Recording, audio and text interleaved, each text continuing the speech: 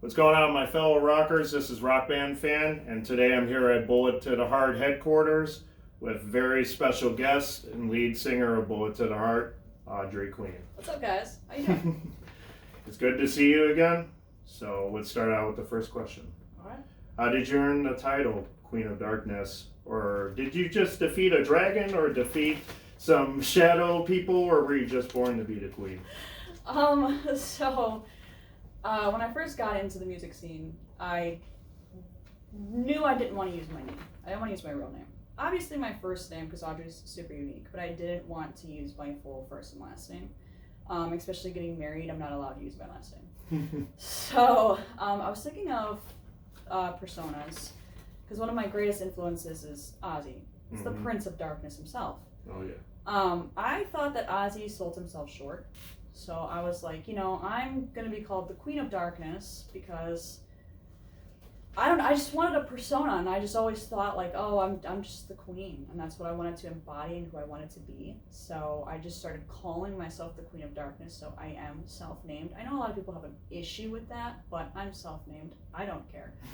So that's how we came up with the Queen of Darkness. Yeah. I actually really enjoy that name. So, I mean, that's the first time I saw you guys in 2018. I thought that was just the coolest name in the world. So. Well, I'm glad, because at first I thought it was cheesy. No, definitely not. So, well, tell me the origins of Bullet to the Heart. How did it become what it is today? So we were originally, it was Draven and I, we were in a different band, originally called Bulletproof. And when we found our new members, Brian and Tom, we knew we wanted to rebrand and give a new name. And plus, Bulletproof is very generic. So we were realizing, like, if we put ourselves out there, nobody's going to find us. Bulletproof is in everything. But I have a song, Bulletproof, that was self-named after the band. And one of my lyrics is, took a bullet straight to my heart. And Draven was kind of like, well, why don't we call ourselves Bullet to the Heart? Mm-hmm. And I was like, sure, whatever. I don't care. Do what you want. Like, I'm just the face of the band. You're the business. You do whatever you want. And now it's like, it's stuck, and now we have the BTTH, and I think it was actually a really good choice. So, yeah, we've been a band for almost 7 years now with it, with no lineup changes, so I think we're doing pretty good. Yeah. And like I said, going back to 2018, you guys were added to the bill like within like 2 weeks or something before the show. It was very last and minute. I remember hearing the name, and I was just like, wow, that name is like, punch in the mouth kind of name. Like, yeah. I was like, I can't wait to see them live. So that was great. So you got a new record out. It's called Death, Oddities, and Romance. When you were writing the record, were there any type of trials and tribulations along the way?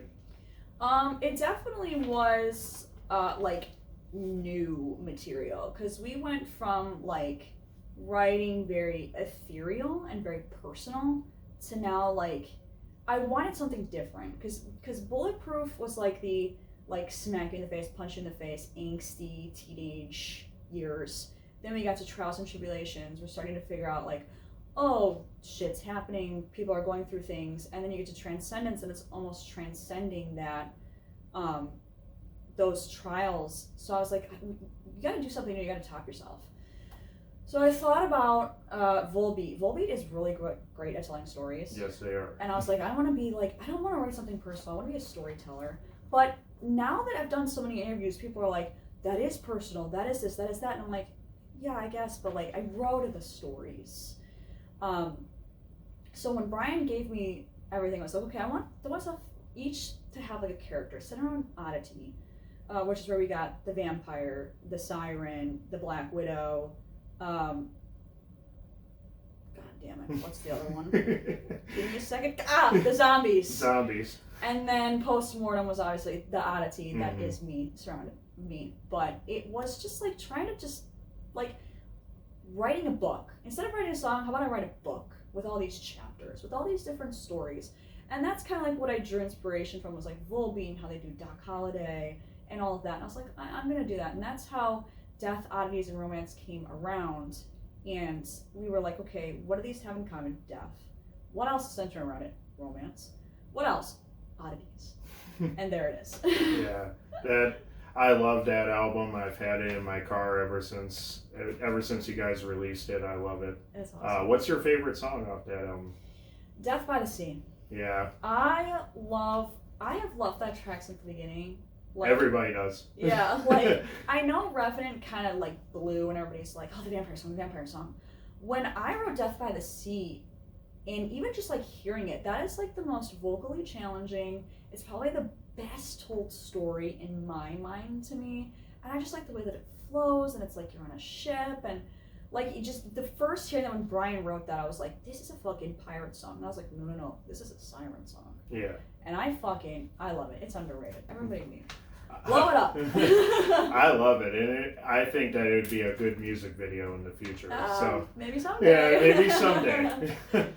So let's talk about the songwriting process. A lot of lead singers channel their inner demons and past traumas to not only get off their chest what they're feeling, but also relate to the audience. How do you, as a songwriter, go through the process of writing music? The writing process for me is horrible. I will say that through and through. I hate the writing process. I love performing. I love selling merch. I love meeting people. I hate writing. Writing for me has always been digging through the trauma that I have been through to relate to other people, which is why I always say sad songs are better than happy songs. Because you can always be happy and like upbeat and like blah, blah, blah, whatever. Mm-hmm. But it's those sad, really dark, traumatic songs that you dig into yourself and you're like, wow, I actually really feel that and I relate to that. And I think that's what I want to do with the fans, with people. I want them to like relate and then also know that they're not going through it alone, that there are other people out there doing it. And to just be so vulnerable and show that vulnerable side, it's just what, it just kills me. Yeah. It just pound me in the head and just kill me. But I mean, doing that, I have written some of my biggest and best works because of that, digging through that trauma and trying to get that relatability out there. So it works, but it sucks. Yeah, and recently I was here and I witnessed it firsthand. Yeah. So I got to witness it firsthand. So it's horrible. Yeah, I think for everybody in the band that goes through that, I mean, not just drums and bass and guitar, but vocally, I could see that really being hard to not only have it all, gel together, but also, get the words to match up, and I personally wouldn't be able to do it. It's hard. I mean, it really is, because like you're saying, it's like, I'm the voice, I'm the writer, I'm the one that's got to portray what everybody is feeling in the band, because it's not just about me. I also have to portray the emotions of my bandmates, so it's getting that as well, so that they also feel like they have a voice, and they're not just writing their part and moving on. I want to make sure that their voice is heard, and any of their ideas are heard, because this isn't just about me, it's about all of us. Yeah, absolutely. So, I want to talk about you and I for a little bit. You know where this is going. Uh-huh. You and I have known each other since 2018. We first met when you opened up for Butcher Babies. I gotta know on record right now, was that the worst interaction that you ever had with a fan? It was not. It was a typical fan reaction. Yeah. So it wasn't it wasn't bad. It was just. It was bad. It was bad. I could tell you were nervous. Oh. And I was just like, you came up and can I take a picture? And I'm like, oh, of course, everybody can take a picture with me. And I've told you this. Hover hand. Yeah. Hover hand. And I was like, okay, whatever. I don't care. Respectful. Doesn't want to touch. I understand that. But he walked away, and I turned to Draven. I was like, man, that guy's weird. I was like, he hover-handed me. I don't like that. I mean, I don't want people to full on just like touch me. Yeah. I understand that. But like you could place your hand. I don't mind. But I was just like, God damn. And then you kept coming back. I was like, shit. This guy's just coming back and back. But as you started coming to more shows and we started talking and everything, and you got over that like nervousness, then I was like, oh, this, like, he's actually a really great guy. So much to the point where now you're my personal bodyguard. That's how much I got comfortable with you. I was like, man, this motherfucker could beat somebody up.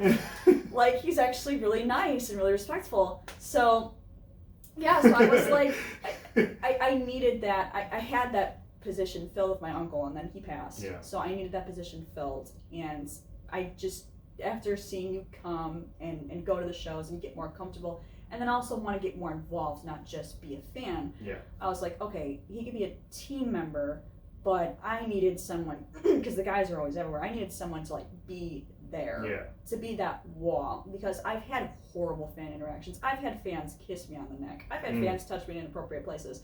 I need that wall to be like, hey, that's not acceptable. We're not doing that. Yeah. And when you have someone like you standing there, no one's gonna fuck with me.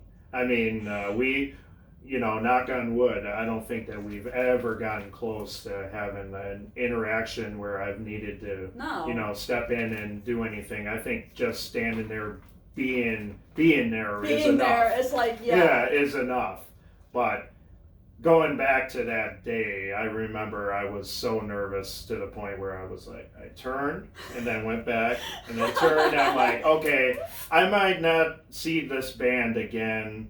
Yeah. So let's just go for it. And but after like the second or third show, I started to feel more comfortable around you, but also around the rest of the band members, and I think that I've opened up a lot more since Absolutely. Absolutely. I think I had to. I had no choice because I wanted to be more involved than just being a fan and being at every show possible. I could put my my stamp on it as much as possible. So. Sorry for that first interaction. You are forgiven. So let's talk a little bit about the pre-show. I got to see the pre-show from the back of the stage and also from the front of the stage. But what's going through your mind when you take that walk to your microphone? Anxiety. Just screaming in my head.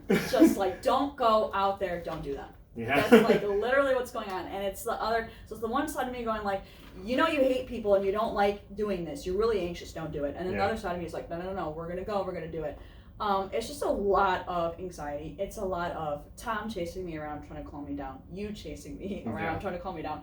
It's a lot of just like people like hands just like, hey, you're going to do great. You'll do fine.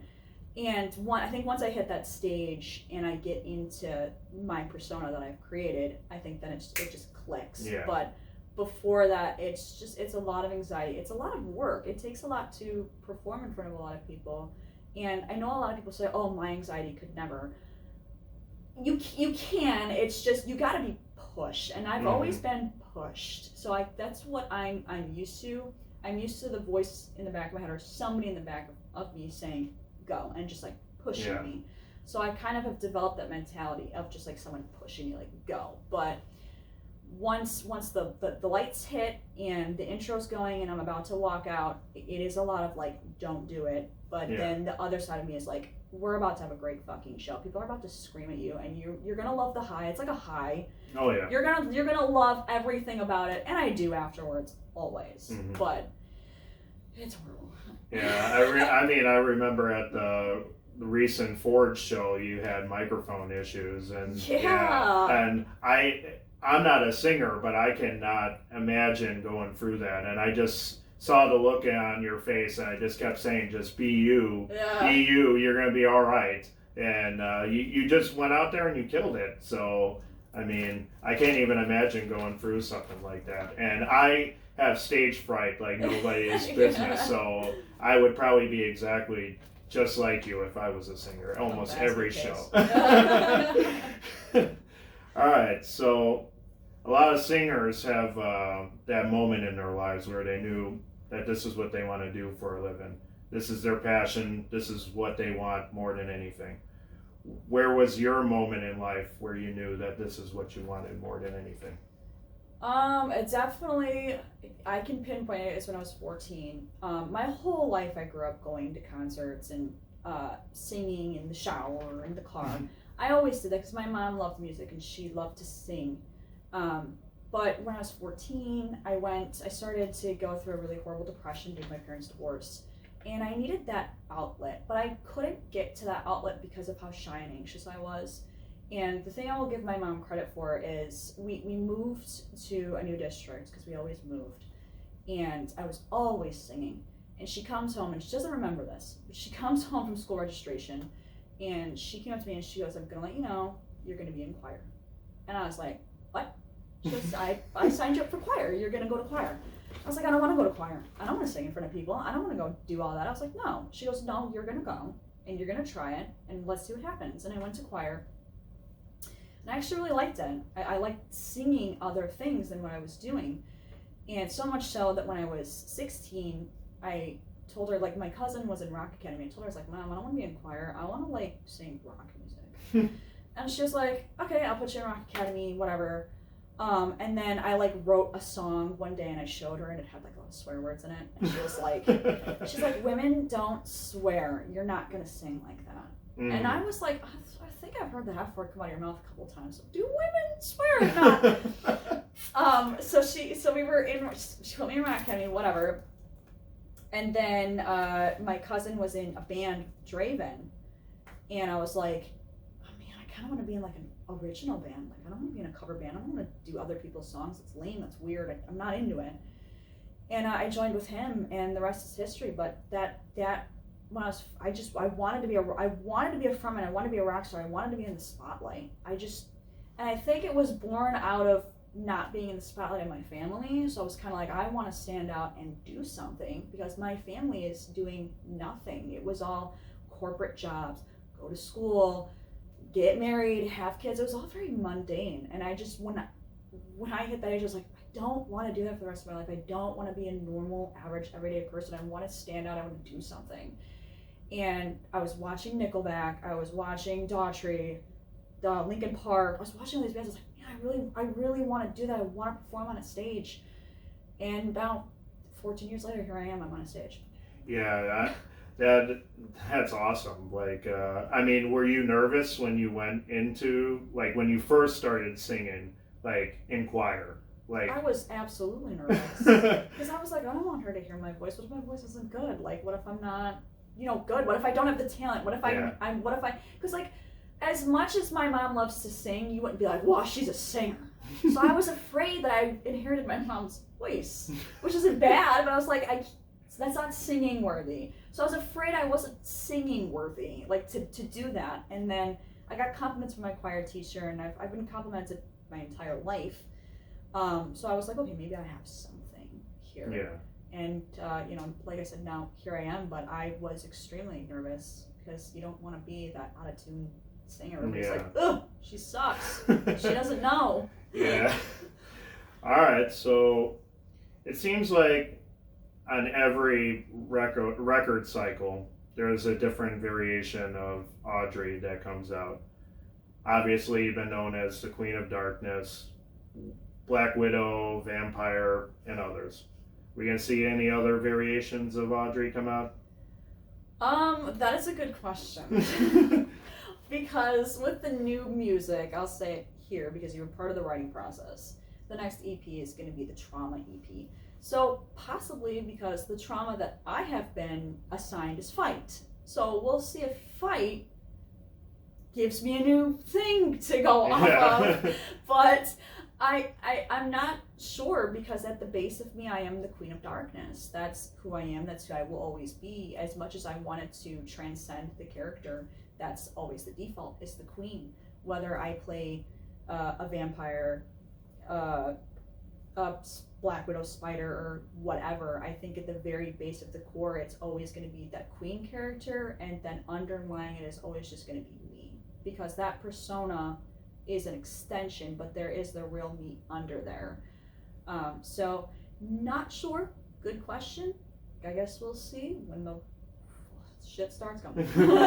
I love it at shows, like, you'll be like, right before Black Widow hits, usually you're like, the Queen is gone, and Black Widow is here. And then, when you guys play Revenant, you could see that, you totally change into a totally different person. So I think that's cool that you got different variations of yourself that comes out, especially at shows. You gotta be theatrical. If you're gonna be that, you gotta be a performer. Because I've had people ask, "Did you do theater?" And I'm no. I'm just going off of what I'm like singing and feeling. I'm just like embodying whatever's going on. Like, you come to see a performance, I'm gonna fucking perform for you. I'm not gonna just sit there flat and just like, no, we're not there for that. It's just a show. Like, put on a show. I think that's what bands don't understand. Put on a show. Don't be afraid. Yeah, I love it that you got different variations, and it definitely gets the crowd going, that's for sure. I've been in the back, the front, the left, right, and everybody gets going when you turn into a different variation of yourself, so that's good. In an industry that's perceived to be a male-dominant industry, I don't consider it to be, but that's what it's perceived to be. Do you, as a beautiful female, feel comfortable walking around the venues that you perform at? Because we all know the metal community can get a little rowdy. Yeah, well, we talked about this earlier. Yeah. No, that's why you're here. that's well, when I'm not there. Yeah. Well, when you're not there, it's very hard because I stick behind the table. Yeah. Because I don't feel comfortable.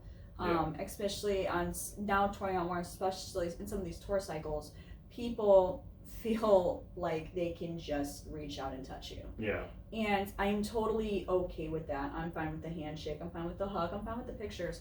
But there are people that like to go too far, because they think you're this character, which is fine. I am this character. But at the end of the day, I'm also a human being. Absolutely. That has feelings, that has trauma, that has that going on. So when you're not there, when I don't have you, it's very stick behind. The guys are always in front. I'm always by Lara.